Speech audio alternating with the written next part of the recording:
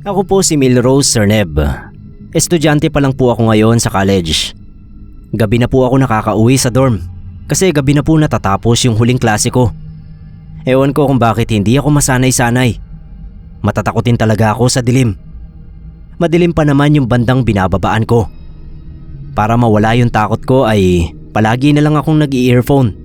Nagsa-sound trip para malibang habang pauwi. Mula sa pinapasukan kong university ay nagko-commute ako ng jeep. Marami pa naman akong nakakasakay dahil hindi pa naman ganun kalalim yung gabi. Hanggang isang beses ay nakaranas ako ng hindi maganda sa jeep na nasakyan ko. Bandang 8:00 na nun. Madalas ay punuan ang nasasakyan ko. Pero sa pagkakataong yon ay 3 lang kaming sakay kaya komportable ang upo ko. Nakapasak na rin yung earphone sa tenga ko. Pero maya-maya lang ay may sumasalit sa pandinig ko na parabang ungol. Yung ungol na parabang nahihirapan. Parang naghihingalo. Natakot ako kaya tinanggal ko yung earphone sa tenga ko. Pagtanggal ko ay wala naman na akong narinig kaya binalik ko yung earphone. Pagkabalik ko, ayun na naman. May naririnig na naman ako.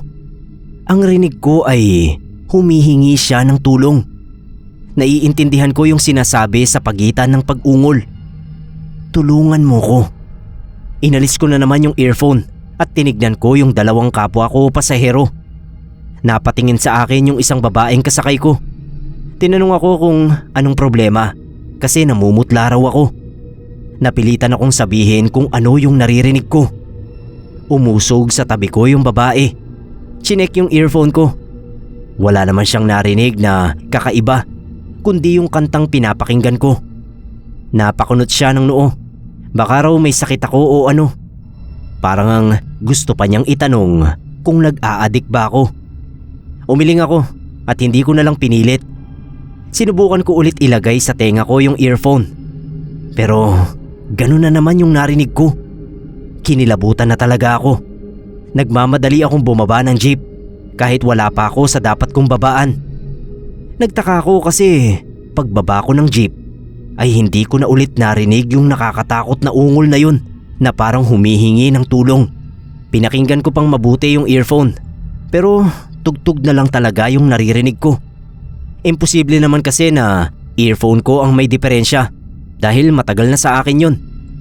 Sinundan ko ng tanaw yung jeep na sinakyan ko. Napaisip ako kung anong meron sa jeep na yon. Bakit ganun yung naranasan ko? Cerneb ang nakakapangilabot dito. Nung tignan ko yung papalayong jeep ay 3 pa rin ang pasahero. Dapat 2 na lang sila kasi nga bumaba na ako. Hindi ako nakagalaw sa kinatatayuan ko nung makita ko na yung 3 pasahero ay isang babaeng nakaputi. Iyak siya ng iyak pero parang hindi siya nakikita ng mga tao sa jeep.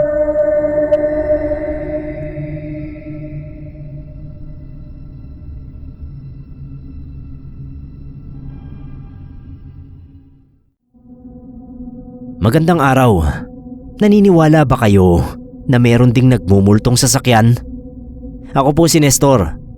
Meron akong kwento tungkol dito na naranasan ko noon sa lugar ng kaibigan ko sa probinsya. Inaya ako ng kaibigan kong si Gardo para maki-birthday sa kanila. Birthday noon ng nakababata niyang kapatid na babae. Wala naman akong ganap nung araw na yon kaya sumama ako.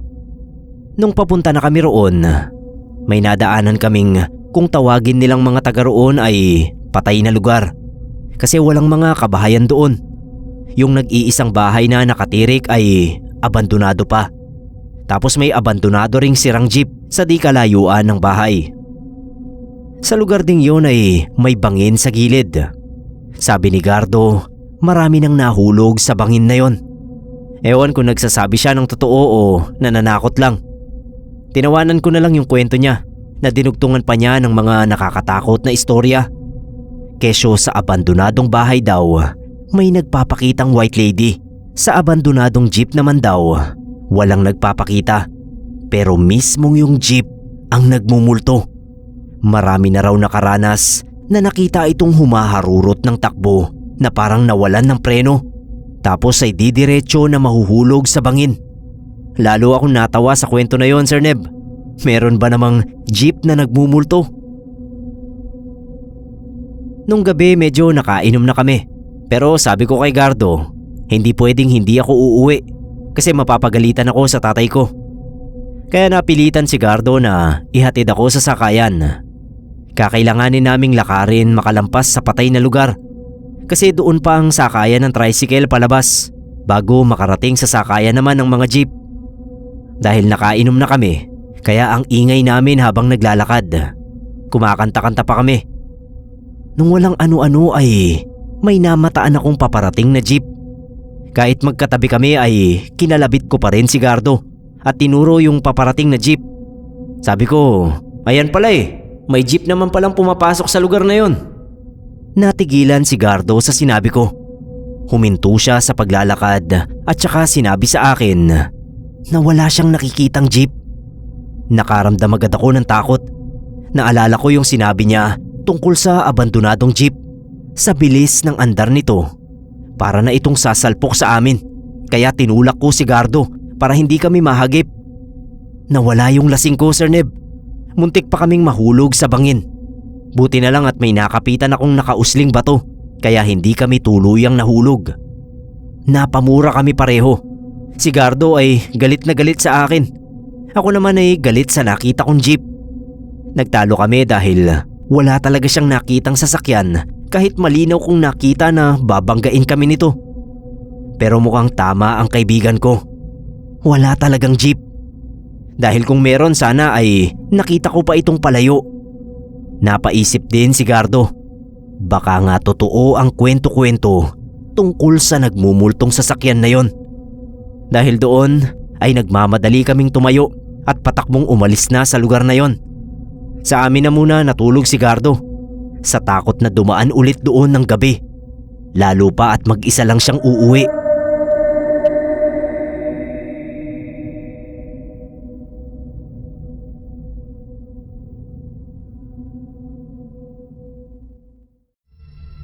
Ako po si Christoph, Sir Neb.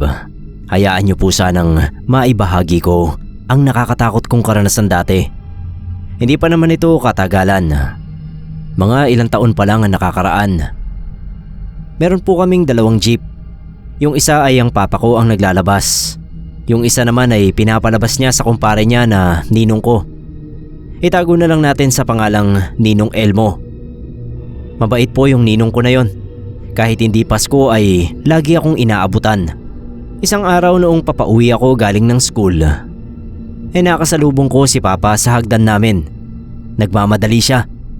May nangyari daw kay Ninong. Nagimbal kami nung tinawagan si Papa sa phone at sinabi sa amin yung nangyari kay Ninong. Na-hold up daw ito at nanlaban. Kaya ayon at napahamak ng tuluyan. Hindi kami makapaniwala sa sinapit ni Ninong. Napakabait niyang tao kaya hindi katanggap-tanggap yung nangyari sa kanya. Hanggang ngayon nga ay hindi pa rin ako makapaniwala.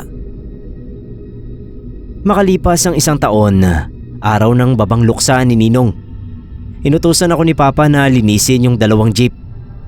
Nung lilinisan ko na yung jeep na pinapasada ni Ninong, may naaninag ako doon sa bandang unahan. Natigilan ako kasi nakita kong may nakaupo doon sa driver seat. Nasa dulo ako ng jeep kaya likod at ulo na ang nakikita ko. Pero Sir Neb, sigurado ako sa nakikita ko. May nakaupo roon. Nanindig agad yung mga balahibo ko dahil isang tao lang ang pumasok sa isip ko. Si Ninong. Yun ang jeep na ginagamit niya. At saktong babang luksa niya ang araw na yon. Unti-unti akong napaatras habang yung mga mata ko ay nananatiling nakatitig sa lalaking nakatalikod sa driver seat. Ang lakas ng kabog ng dibdib ko. Buong buo sa isip ko na si Ninong ang nakikita ko. Nung akmang lilingon sa akin yung lalaki, ay hindi ko na nakaya ang takot. Nagtatakbo ako papasok sa bahay namin. Pakiramdam ko noon ay ang layo ng tinakbo ko. Hingal na hingal ako sa nerbiyos. Wala pa naman akong kasama sa amin. Umalis kasi si mama. Si papa naman nakibabang luksa sa pamilya ni Ninong. Dumiretso agad ako sa kusina at uminom ng tubig. Habol ko talaga yung paghinga ko dahil sa sobrang takot. Kung hindi multo ni Ninong ang nakita ko, sino kaya yon?